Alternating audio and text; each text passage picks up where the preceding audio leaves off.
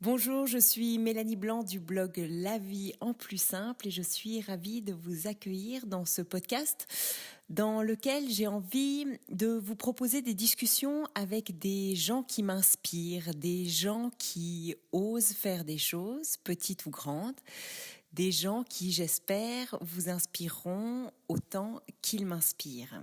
Aujourd'hui, je vous propose de rencontrer Michaela Eudman-Jacques.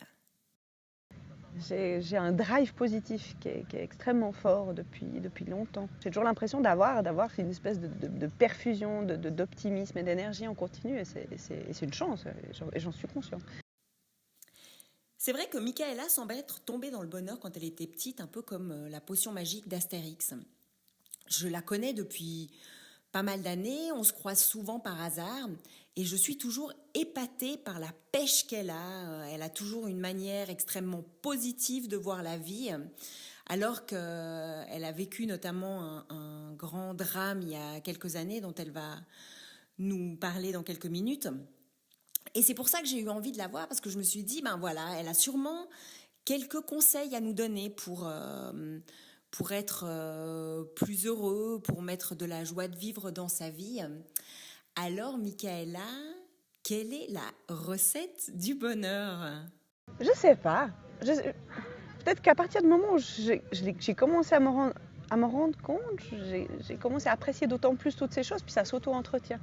Je dirais que je suis quelqu'un qui arrive à m'émerveiller sur quelque chose de futile. Je peux être en pamoison devant, je sais pas moi, un arbre avec des feuilles oranges. Et puis, j'ai des fois des espèces d'impressions, de ressentis extrêmement intenses de la vie ou de la nature, de choses qui me procurent vraiment tout d'un coup des grosses émotions. Et j'ai l'impression que ça refuel un peu aussi les batteries. Parce qu'il y a les rabat-joie qui vont dire ouais mais Michaela, bon, c'est un peu facile quand voilà, on est belle, intelligente, on a une belle carrière, tu es médecin, tu as 2 enfants en pleine santé, donc on se dit bon bah voilà, il manquerait plus qu'encore elle se plaigne. Qu'elle fasse la gueule. Donc voilà, donc c'est un peu merci, c'est bien gentil, mais voilà, qu'est-ce qu'elle a à nous apprendre? Mais ça n'a de loin pas été toujours rose. Il y a quelques années, tu as vécu à peu près le pire drame qu'une femme puisse connaître. Si tu veux bien nous en dire quelques mots. Alors j'ai eu la chance d'être mariée avec un homme absolument extraordinaire. On s'était vraiment très très bien trouvés, on avait une connivence incroyable, mais cet amour, l'intensité de cet amour était comment dire, un peu ombragée par une maladie qu'on a découvert assez vite. Il a souffert très longtemps d'un cancer et puis il est mort en juillet 2011. Et quelque part, bah voilà, c'est absolument atroce, il me manque tout le temps.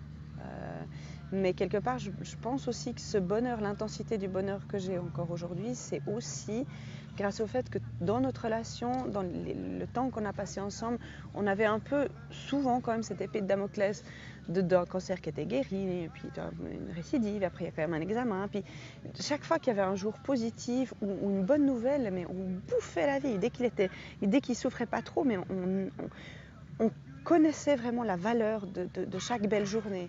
Et ça, c'est une belle leçon de vie. Et en plus, lui, ben, voilà, c'était aussi une très très belle leçon de courage, comme il a affronté tout ça. Mais je pense que ça aide aussi. Et même si j'ai atrocement souffert de le voir souffrir, déjà de le voir diminuer et de le perdre, je remercierai jamais assez la vie de me l'avoir mis sur mon chemin, parce que ça c'est à moi. On ne me le prendra jamais. Et puis c'est en moi. Après on dit tu tournes la page, on ne tourne jamais la page. Je pense que tous les veufs et veuves vous le diront, ou même, enfin là je parle de couple, mais on peut aussi dire ça quand on perd quelqu'un de très proche. Ces gens, ils font partie de vous, ils feront toujours partie de vous. Tu peux pas dire que tu tournes la page, ça n'existe pas. C'est quelqu'un qui fera toujours partie de moi. Et j'en sors grandi. Je vais pas le mettre sur un piédestal, je ne vais pas comparer tout le monde que je croise avec lui, je ne vais pas l'idéaliser parce qu'il avait ses points négatifs comme on les a tous. Mais celle que je suis aujourd'hui, voilà, il en fait partie, c'est normal. Quand il est décédé, tu savais que ta vie elle allait continuer et tu t'es dit ça sera je vais me faire une belle vie ou... Alors, moi, j'ai décidé de quitter le CHUV le 30 juin et il est décédé le 13 juillet de la même année. Le CHUV, c'est le Centre hospitalier universitaire vaudois qui se trouve à Lausanne en Suisse. Cet hôpital dans lequel Michaela avait rencontré son mari qui était également médecin. Ça faisait quelques mois que j'avais fait les démarches pour obtenir le numéro de concordat, que j'avais cherché un endroit pour mon cabinet, que j'avais postulé à l'hôpital de Morges pour être agréée là-bas. Donc c'est tout un processus qui a pris quasiment une année. Donc une année avant son décès, à peu près, j'ai commencé à tout faire ces démarches. Et puis il me soutenait dans ce sens-là. Et puis donc mon cabinet était en cours de construction, j'allais ouvrir en octobre et il décède en juillet. Donc tu fais quoi? Tu continues. Et quelque part, le fait de quitter le CHUV où on s'est connus, où on a bossé ensemble et où il est mort, c'était pas si mal. C'est le hasard a fait que j'ai tourné une page privée et une page professionnelle en même temps. Ça, je dis tourner la page alors que je disais que c'était pas vrai. Mais bon, symboliquement, je veux dire, on passe à une autre phase de vie en même temps, quoi. C'est assez bizarre. Après son décès, toi, tu t'es tout de suite dit, moi, je referai ma vie. Le 1er juillet, j'ai eu une réunion avec le médecin-chef qui s'occupait de lui, plus 2-3 autres soignants qui l'avaient suivi longtemps, et qui ont dit, écoutez, on est au bout de ce qu'on peut faire. Moi, je l'ai ressenti, la veille, je le savais. Voilà, c'était peut-être une évidence, mais moi, je l'avais déjà accepté. Et puis, alors que jusque-là, je m'étais beaucoup battue, parce qu'il y a des fois où les gens disaient, ouais, mais il faut le laisser partir, alors que lui, il n'était pas prêt à partir encore. Et comme je l'ai vraiment accompagné au fur et à mesure de tout, j'étais pas... la femme hystérique qui voulait le garder en vie à tout prix. Je savais que c'était lui qui n'avait pas encore baissé les bras. Et un jour, j'ai su que c'était bon. Et puis le lendemain, on me dit ça. Puis je dis, ouais, je sais. Je me dis, vous avez fait un chemin? Je dis, oui, mais bon, je me rends à l'évidence. On a fait ce qu'on a pu. Et vu comme il s'est battu, c'était la moindre des choses qu'on puisse faire pour lui. Et puis à partir de ce jour-là, il a mis 12 jours à mourir, ce qui était énorme. Mais finalement, sa respiration est devenue irrégulière. Il est mort dans mes bras. Et étonnamment, là, j'ai eu un soulagement, c'est horrible comme mot, mais je me suis sentie un peu assez légère et en fait, ma vie, tout d'un coup, elle m'appartenait à nouveau complètement. Parce que j'ai passé quand même, maintenant je me rends compte, pendant pas mal d'années même, où il y a eu pas mal de différents problèmes qui ont dû être opérés. Et puis bien sûr, comme tout le monde voulait bien faire, il y a eu des complications. Et c'était tout le temps un état de veille. Et finalement, je me rends compte maintenant que je le protégeais énormément du point de vue physique et médical. Donc, moi, j'étais un peu son dossier médical sur pattes parce qu'il y avait tellement de différents chapitres. Et tout d'un coup, j'avais le droit d'avoir 35 ans et d'être indépendante. Et puis, c'était presque un effet rebond, comme on dit. C'est pas que c'est la veuve joyeuse ou quoi, c'est juste que j'avais ma conscience pour moi. J'ai donné tout ce que j'ai pu. Et ça, je sais que je l'ai fait. Moi, je sais que je suis sur le chemin qui est ma conscience et ma vie. J'ai toujours été très déterminée. Ma mère te le dira. Mais j'ai toujours su ce que je voulais, déjà enfant. Et c'est vrai que même si je suis très sensible au regard des gens, ça oui, ça je ne veux pas mentir. Mais sur mes choix de vie et la manière que j'ai de le faire, je n'ai pas... Tant pis pour ceux qui critiquent ou qui... Même si ça me blesse. J'ai pas mal réfléchi récemment sur une chose. C'est vrai que moi, j'ai toujours pensé que je suis quelqu'un de super fort parce que je gère, je fais ci, je fais ça, pas de problème, je mets ma marque. Et ça, je l'imaginais en opposition avec la sensibilité. Et en fait, je crois que c'est faux. Je crois que je suis quelqu'un d'extrêmement sensible, mais qui arrive à le gérer et qui en prend le bon côté. Je suis pas juste un bulldozer ou un bélier, au contraire, je pense que j'ai une grande sensibilité. Puis peut-être ma manière de me battre pour tout, c'est aussi une manière un petit peu de le cacher ou de le protéger. Et dans les moments durs, les coups de blues, tu es quelqu'un qui parle facilement? Tu as besoin justement de partager ou... Je suis pas très bonne. Pas forcément. Je suis pas très bonne. J'ai de temps en temps une vague d'immense souffrance qui m'attrape et puis je la sens venir et puis il faut surtout que je sois seule pour laisser sortir. Et là, je pleure de tout ce que j'ai. Je pleure des tripes, je pleure du ventre, je pleure des... Et puis ça fait du bien. Et on se met presque le nez dans le caca. On se ressasse des trucs qui font mal et ça fait encore plus mal et ça sort. Et J'avais ça, bien sûr, assez régulièrement au début, puis maintenant ça vient de temps en temps. Mais après, il y a différents événements de ma vie actuelle qui me font ressortir un peu ces choses-là. Tu as des jumeaux qui ont quel âge maintenant? Ils auront 3 ans en janvier. Et tu as un métier très prenant. Mhm. Des jumeaux de 3 ans, c'est prenant aussi. Oui. Il y a beaucoup de femmes, de mères de famille qui se disent bon, voilà, moi avec tout ça, j'ai plus le temps de rien faire, qui ont assez de peine à penser à elles, qui penseront au couple, qui penseront tout le monde. Mais toi, c'est quelque chose, tes activités, c'est important. Tu fais du chant, Ouais. je crois que tu cours ou tu courais ou tu cours toujours. Je cours moins, mais je cours toujours. Beaucoup. Et ça, c'est quelque chose, tu essayes de vraiment de garder des plages pour. C'est une genre d'hygiène de vie. Oui. Non, c'est une question d'organisation. Je crois que je suis quelqu'un d'organisé, ça c'est important. Mais c'est vrai que voilà, je suis seule avec mes jumeaux. Leur papa s'en occupe un soir par semaine maintenant et puis un week-end sur 2.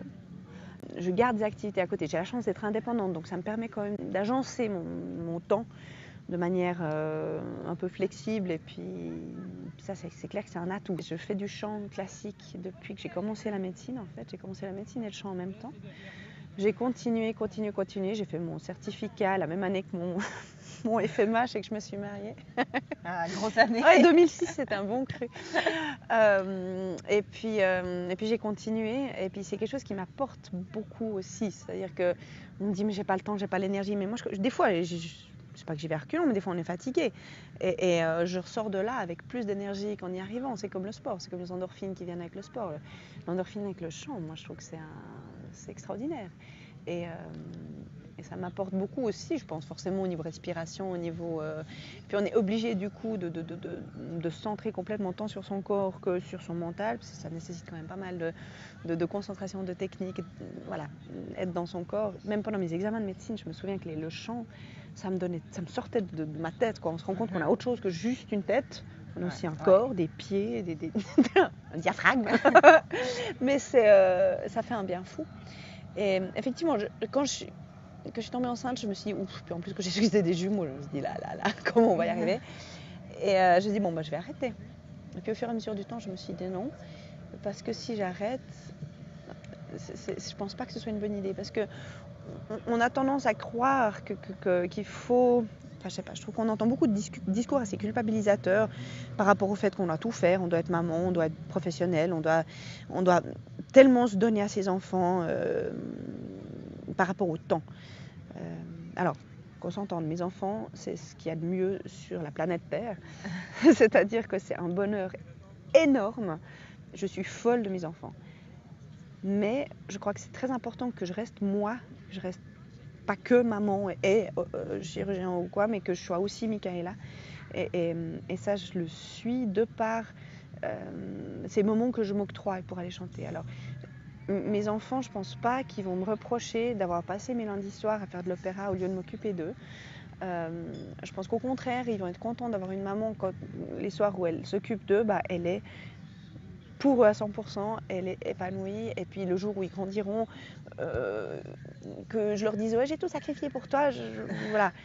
Je pense que c'est plus sain pour eux d'avoir une maman qui justement a diverses activités et intérêts et passions et qui puisse s'en inspirer ou en tout cas voir que je suis quelqu'un qui est en harmonie avec ça. C'est une question d'équilibre. Et ça, c'est moi. Après, je peux tout à fait comprendre, j'admire celle qui laisse tout tomber. Moi, je ne me supporterais pas, je pense. Moi, j'ai besoin de ça. Et j'ai toujours pas mal d'énergie à revendre, donc c'est vrai que c'est pas parce que je fais ça et ça et ça que je vais après être crevée et vautrer sur un canapé. Puis le sport, c'est aussi une nécessité aussi. J'en fais moins, bien entendu. Je peux pas garder le rythme de ce que j'avais avant, mais j'essaie juste d'avoir un équilibre dynamique entre est-ce que j'ai une relation qui est assez forte, assez présente par rapport à mes enfants. Est-ce que je suis frustrée du fait que je ne fais pas assez ci ou pas assez ça? Mais je crois que là, j'arrive à trouver un équilibre. C'est un équilibre qui est dynamique, c'est-à-dire que tu dois toujours remettre en question ça. Est-ce qu'il y a trop de... S'il faut, je coupe, c'est pas grave, j'arrête. Si j'arrête ça, je recommencerai. Le plus important, c'est eux et leur évolution. Mais j'essaie, moi, d'être le plus saine possible. Parce que si on pète les plombs à chaque fois pour les enfants, parce qu'on ne s'est pas pris le temps de faire un truc où on est une personne et pas juste un arbre à chat avec 2 jumeaux qui grimpent dessus, c'est bien. Ouais. Parce que arbre à chat, ça, je l'ai beaucoup senti là. Tu as cette faculté aussi, c'est où certaines personnes râleraient, ouais, c'est poussette et tout. Toi, tu tournes facilement à l'humour. Il faut, je crois. Tu dédramatises beaucoup ça en disant, bon ben voilà, autant en rire. Parce que, Mais oui, et puis c'est une chance de les avoir, c'est énorme. Mais oui, il y a des moments difficiles. Ah oui, il y a la rotte, il y a des fois où j'ai envie de les jeter par la fenêtre. Ils n'écoutent pas le SPG. J'ai pas de fenêtre, je suis au rez-de-chaussée.